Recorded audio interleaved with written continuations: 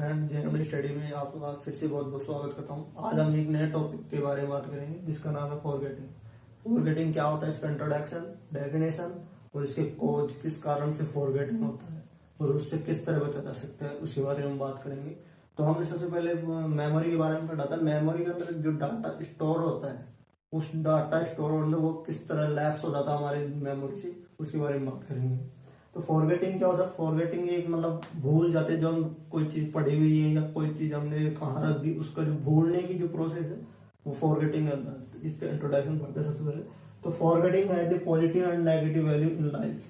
Forgetting के अंदर जो पॉजिटिव और नेगेटिव वैल्यू आती है लाइफ के अंदर, जो भी एक्सीडेंट, कोई भी कंडीशन, कोई भी जो हमारे कोई भी ऐसी घटना जो हम भूलते हैं या लंबे समय तक याद रहती है, उसका कारण it is a great blessing to my mind. ये मनुष्य के अंदर बहुत अच्छी भी मान सकते हैं और तो इसको बैड भी मान सकते हैं। और अच्छी और बैड का कारण ये अब हम बात करेंगे।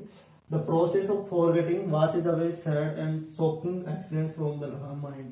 जो फॉरगेटिंग है वो हमारे जो माइंड के अंदर जो सैडनेस होती है, कोई डिप्रेशन है, स्ट्रेस है या कोई ऐसा एक्सपीरियंस है जिसके कारण हमारा जो माइंड है वो डिप्रेस हो है, उसको वॉश करने का काम करता है फॉरगेटिंग। यानी कि हेल्प, ये पॉजिटिव तरीके से अगर हम देखें फॉरगेटिंग को, तो ये मतलब हमारी ब्रेन के लिए बहुत ही हेल्पफुल है। जिस प्रकार कोई भी एक्सीडेंटल घटना हो या कोई स्ट्रेस आ गया या कोई ऐसी घटना जिसको हम मतलब भुला नहीं पा रहे, तो फॉरगेटिंग उसको मतलब एक प्रोसेस जिसके द्वारा हम उसको वॉश कर सकते हैं या उसको हटा सकते हैं हमारे दिमाग से। तो उसके लिए हमारे लिए पॉजिटिव थिंक होगी फॉरगेटिंग। तो इस प्रकार from the negative aspect, negative के अंदर हम देख सकते हैं कि हमने कोई चीज पढ़ी या कोई चीज मतलब ऐसी चीज जो हमारे दिमाग से हमने पढ़ ली, बार बार उसको रिपीट किया, लेकिन उसके बाद भी वो मतलब भूल रहे उस चीज को, तो वो हमारे लिए नेगेटिव एस्पेक्ट होगा। तो हम अब इसके बारे में बात करते हैं कि जो डेली लाइफ में ऐसी घटनाएं हम देखते रहते हैं फॉरगेटिंग की। कुछ चीजें तो हमें मतलब बहुत ही इजीली याद हो जाती है, लेकिन कुछ चीजें मतलब और कुछ चीजों को हम बहुत इजीली फॉरगेट कर देते हैं। अब हम बात करते हैं इसकी डेफिनेशन। तो एक साइकोलॉजिस्ट आए थे 1967 के अंदर, जिसका नाम था मुन। जिन्होंने एक डेफिनेशन दी थी forgetting. Forgetting is defined as the permanent और temporary loss of ability recall. मतलब फॉरगेटिंग परमानेंट और temporary loss of the ability to recall, यानी याद करने की जो क्षमता है वो उसको मतलब टेम्परेरी लॉस कर देता है और परमानेंटली लॉस कर देता है। यानी कोई घटना है उसको परमानेंट लॉस कर देना, जिसको मतलब हमारी बॉडी से मतलब मेमोरी से परमानेंटली इसको डिलीट कर देना, या उसका कोई कुछ पार्ट याद रहना है, कुछ डिलीट कर देना। तो इस प्रकार हम फॉरगेटिंग डिफाइन कर सकते हैं। इसके बाद हम देख सकते हैं forgetting failure to retrieve information. Forgetting ये फेलियर है, मतलब इंफॉर्मेशन को रिकॉल करने का में अंदर परेशानी आ रही है उसको, तो इसको हम फेलियर मान सकते हैं। कि रिमेम्बर, अगर किसी कंडीशन को, किसी सिचुएशन को या किसी चीज को हम याद कर रहे हैं और वो याद नहीं हो रही, तो उसका फेलियर है। तो हम कह सकते हैं forgetting is failure to retrieve information from what is already learn. जो हमने पहले से पढ़ा हुआ है उसको मतलब याद करने की जो प्रॉब्लम हो रही है। अब फॉरगेटिंग कोज की किस कारण से फॉरगेटिंग हो सकता है, तो हम कोज को दो प्रकार से डिवाइड किया है इसकी रेस्पॉन्सिबिलिटी के आधार पर। सबसे पहले कि at the time of learning, जब हम किसी चीज को लर्न कर रहे हैं तो उस टाइम फॉरगेटिंग के कौन कौन से कारण हो सकते हैं। तो ये कारण प्रेजेंट होते हैं अगर हम लर्निंग कर रहे हैं, और ये कारण उसके अंदर प्रेजेंट है, तो वो होगा लर्निंग के टाइम। इन कारणों पर फोकस करेंगे तो ये समस्या नहीं होगी। लेकिन हमने वो चीज पढ़ ली, वो याद होगी, उसके बाद फॉरगेट हो रही, तो उसका रीजन हम इसके अंदर पढ़ेंगे आफ्टर द लर्निंग। तो सबसे पहले बात करते हैं एट द लर्निंग, कि हम लर्न कर रहे हैं, किसी चीज को पढ़ रहे हैं और उस टाइम कौन कौन सी कंडीशन है जिसके कारण फॉरगेट होता है। तो सबसे पहले बात है नेचर ऑफ मटेरियल। हम जिस मटेरियल को लर्न कर रहे हैं, पढ़ रहे हैं, तो वो मटेरियल मीनिंगफुल होना चाहिए और हमें समझ में आना चाहिए कि वो चीज क्या पढ़ा रहा है, उसकी लैंग्वेज, उसकी मीनिंग, उसकी मतलब जो कुछ वो समझाना चाहता है वो हमारे समझ में आना, प्रॉपर समझना चाहिए। कि मटेरियल उसका सिंपल होना चाहिए। तो सिंपल अगर मटेरियल होगा तो हम अच्छी तरह से उसको पढ़ पाएंगे, समझ पाएंगे, तो उसके अंदर फॉरगेटिंग के चांस कम रहते हैं। इसकी बात करते हैं मेथड ऑफ लर्निंग, कि वो कौन सा मेथड यूज कर रहा है लर्निंग के लिए।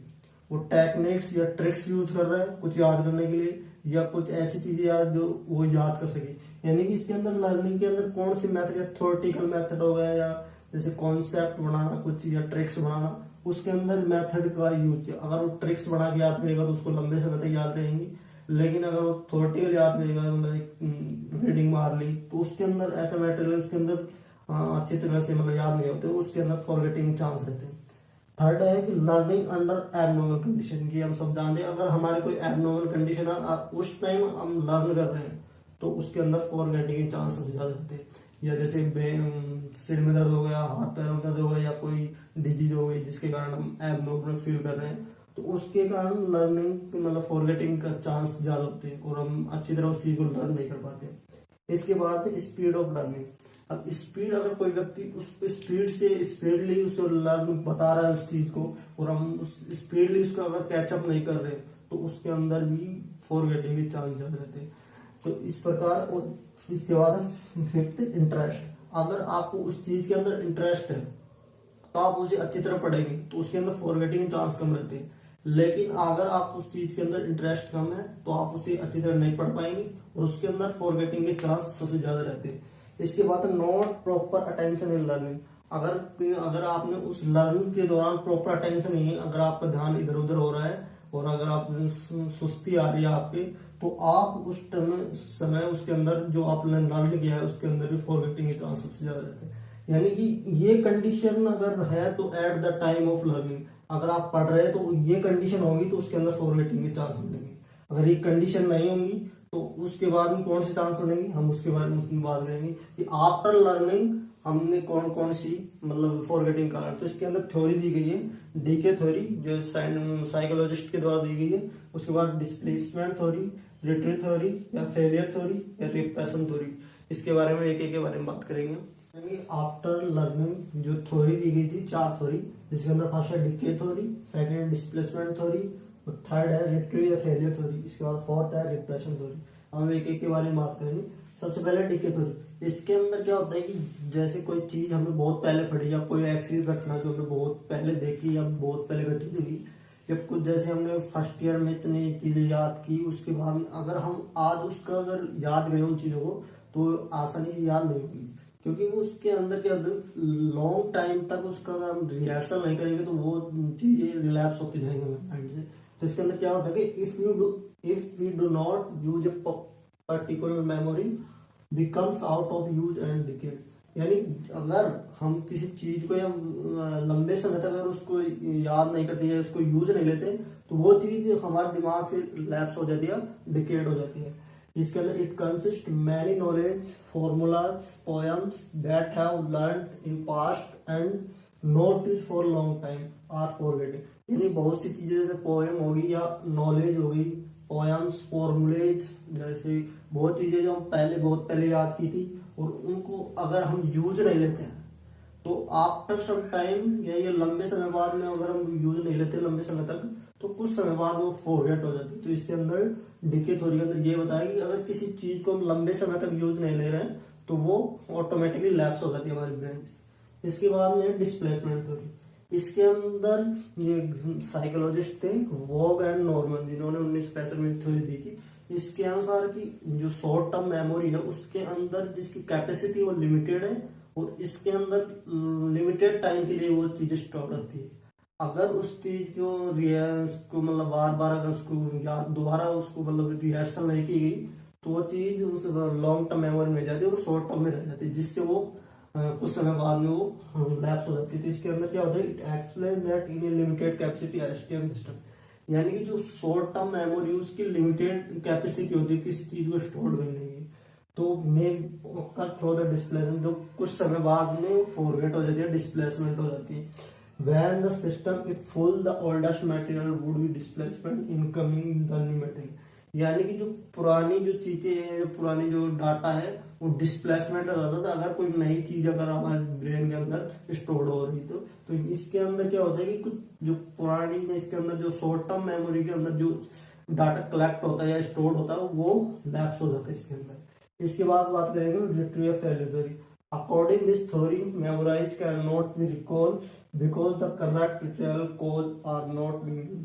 यानी कि इसके अंदर जो कुछ चीजें हैं जो करेक्ट नहीं होती वो हमारी मेमोरी के अंदर स्टोर नहीं हो पाती। इसके बाद है रिप्रेशन। इसके अंदर कुछ ऐसी चीजें जैसे हम लाइक नहीं करते तो ऐसी जो चीजें या कोई ऐसी घटना जिसको हम याद नहीं करना चाहते वो रिप्रेशन थ्योरी के अंदर आती है। रिप्रेशन थ्योरी के द्वारा या रिप्रेशन के द्वारा उसको फॉरगेट कर दिया जाए, यानी अपने स्वयं के द्वारा उस चीज को फॉरगेट किया जाता है।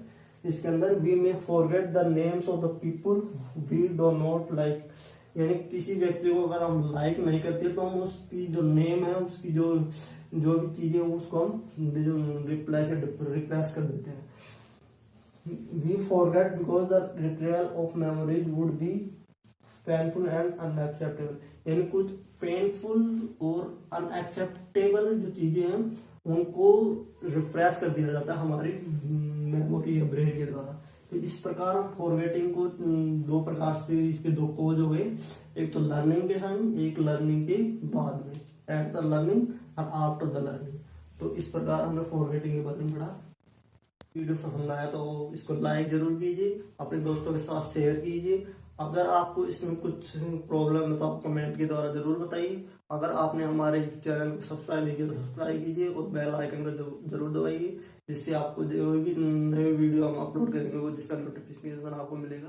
तब तक के लिए अगले वीडियो के लिए जय हिंद।